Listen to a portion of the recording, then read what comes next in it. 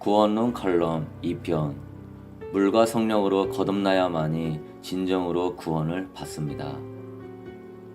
보통 성도들은 예수님을 믿기만 하면 구원이라고 간단히 생각합니다. 그런데 구원의 문제는 그렇게 간단하게 생각하고 넘어가야 할 주제가 아닙니다. 영원한 삶을 천국에서 보내느냐 지옥에서 보내느냐는 아주 중요한 문제이기 때문에 우리는 성경을 깊이 참고하여 온전한 구원을 얻도록 힘써야 합니다. 성경에서는 구원의 문제를 그렇게 간단하게 말씀하고 있지 않습니다. 만약 믿기만 하면 구원이라면 구원의 주가 되시는 예수님이 하신 많은 말씀과 정면으로 배치가 됩니다. 예수님께서 천국과 지옥의 열쇠를 가지고 계신 심판의 주이시기 때문에 우리는 누구보다 이 구원의 문제에 대해서 예수님께서 하신 말씀에 귀를 기울여야 합니다. 예수님은 마태복음 7장 21절 이하에서 이렇게 말씀하십니다. 나더러 주여 주여 하는 자마다 다 천국에 들어갈 것이 아니요 다만 하늘에 계신 내 아버지의 뜻대로 행하는 자라야 들어가리라. 그날에 많은 사람이 나더러 이르되 주여 주여 우리가 주의 이름으로 선지자 노릇하며 주의 이름으로 귀신을 쫓아내며 주의 이름으로 많은 권능을 행하지 아니하였나이까 하리니 그때 내가 그들에게 밝히 말하되 내가 너희를 도무지 알지 못하니 불법을 행하는 자들아 내게서 떠나가라 하리라. 여러분, 주여 주여 하는 자들은 다 주님을 믿는 자들입니다. 그들은 주님의 이름으로 예언도 하고 귀신도 쫓아내고 많은 권능도 행하는 자들이었습니다. 그런데 주님은 불법을 행하는 자들아 내게서 떠나가라고 말씀하십니다.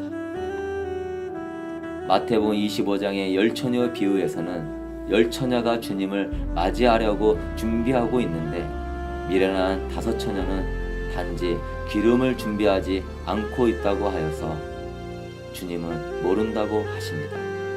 마태복음 25장 12절. 그 후에 남은 처녀들이 와서 이르되 주여 주여 우리에게 열어주소서. 대답하여 이르되 진실로 너에게 이르노니 내가 너희를 알지 못하노라 하였느니라. 마태복음 25장의 달란트 비유에서는 각각 종들이 5달란트, 2달란트, 1달란트를 맡았는데 1달란트 받은 자는 1달란트를 남기지 못하였다고 하여 주님은 바깥 어두운데 곧 지옥에서 슬퍼할 것이라고 말씀합니다. 그 1달란트 받은 자도 주님을 믿는 자였기 때문에 주님이 달란트를 맡긴 것입니다. 마태복음 25장 30절. 이 무익한 종을 바깥 어두운 데로 내어 쫓으라. 거기서 슬피 울며 이를 갈미 있으리라 하니라. 그 외 양과 염소의 비유에서도 염소에 속한 성도는 영벌에 들어갈 것이라고 말씀합니다. 그리고 예수님은 구원이 굉장히 좁은 문이라고 직접적으로 말씀하셨습니다. 마태복음 7장 13절 14절. 좁은 문으로 들어가라. 멸망으로 인도하는 문은 크고 그 길이 넓어 그리로 들어가는 자가 많고 생명으로 인도하는 문은 좁고 길이 협착하여 찾는 자가 적음이라. 누가복음 13장 24절에서는 좁은 문으로 들어가기를 힘쓰라. 내가 너희에게 이르노니 들어가기를 구하여도 못 들어가는 자가 많으리라 라고 말씀하십니다.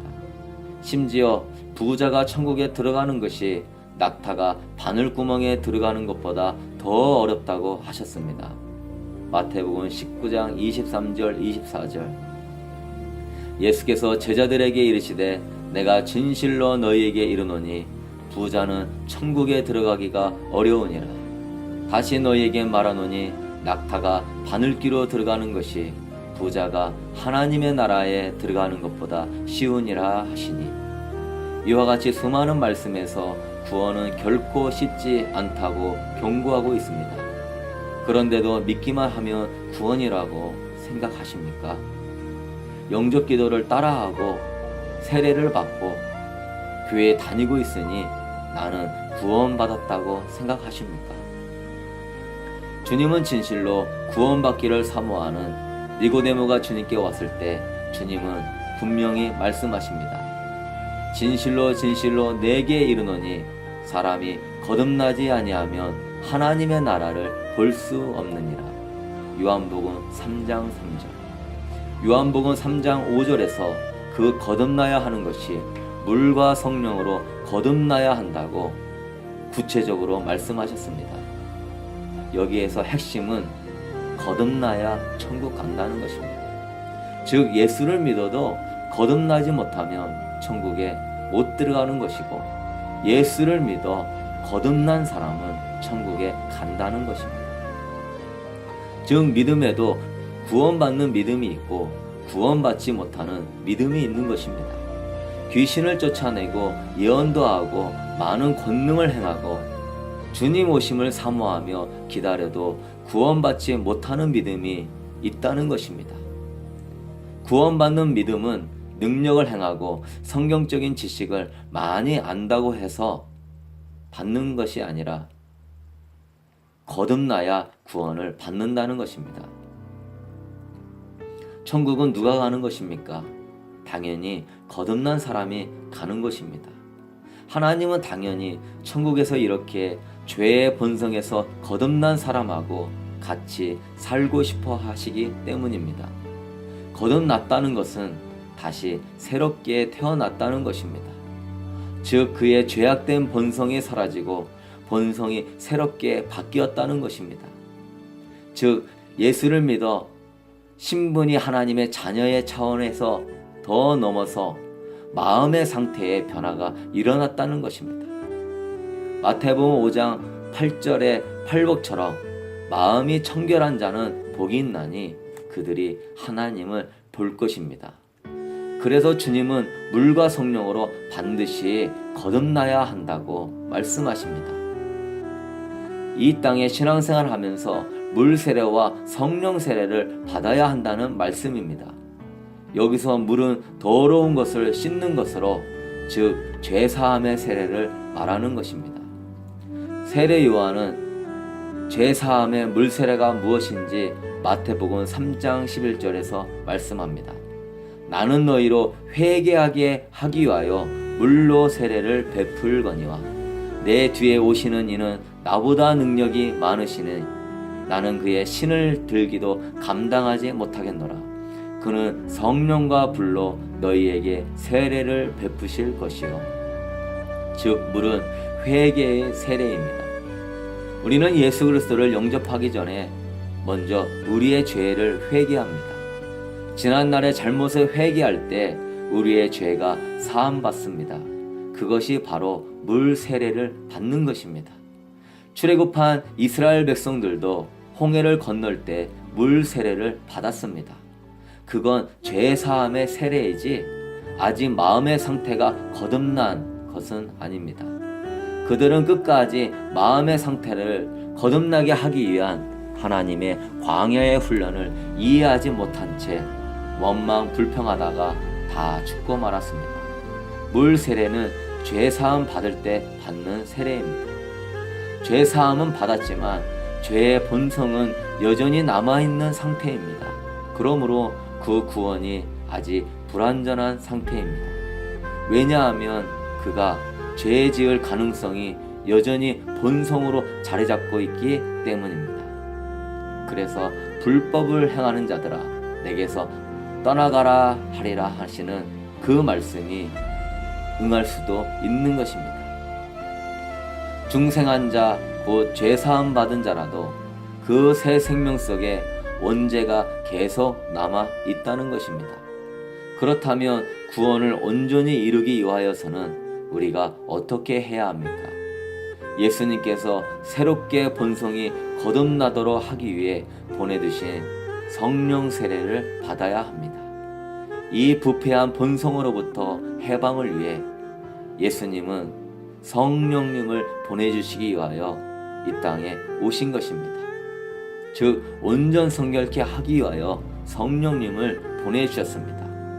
마가복음 1장 8절 나는 너희에게 물로 세례를 베풀었거니와 그는 너희에게 성령으로 세례를 베푸시리라.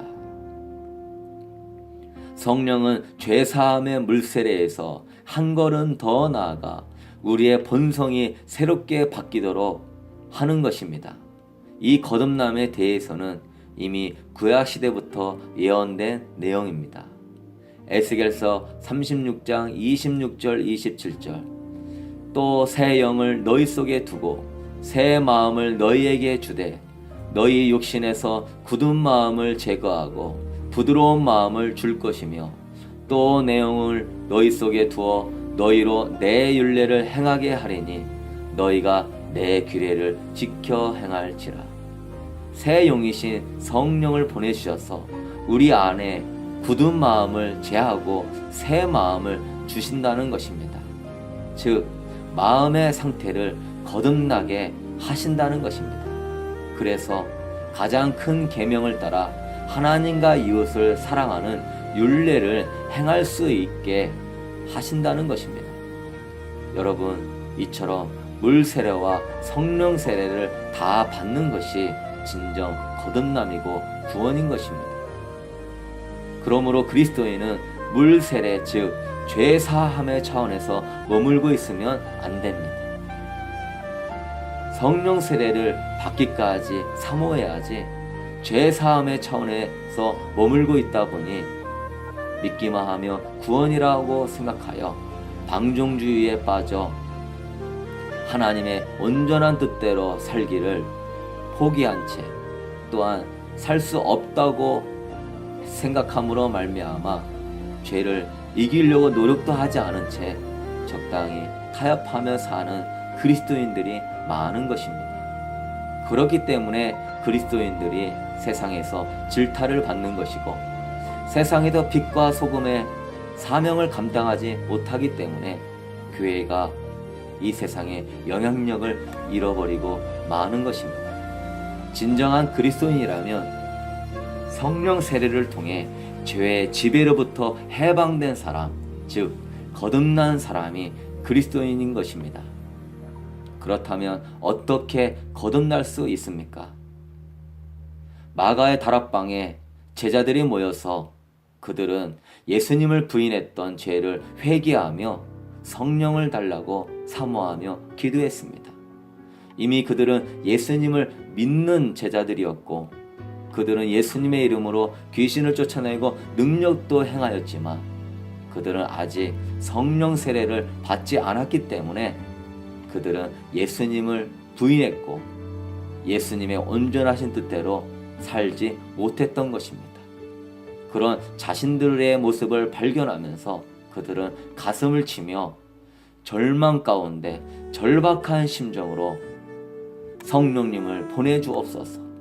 내 마음의 상태가 완전히 변화되게 하여 주옵소서. 거듭나게 하여 주옵소서. 열흘 동안 절박한 마음으로 합심하여 기도했습니다. 그리할 때 마가의 다락방에 성령의 세례가 그들에게 임하게 된 것입니다.